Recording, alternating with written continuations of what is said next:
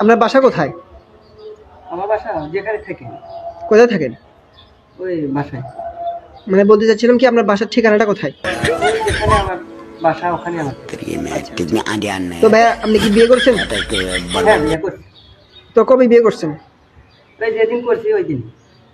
ও আচ্ছা, তো কাকে বিয়ে করছেন? ও আমার বউকে। আপনার বউকে বিয়ে করছেন, আচ্ছা। তো আপনার বউ কই থাকে? ওই বাসায়, আপনার বউয়ের বাসা কোথায়? ওই যেখানে থাকে ওখানে থাকে। কোথায় থাকে? বাসায় ও এখন কই থাকে? ওই রুমে থাকে।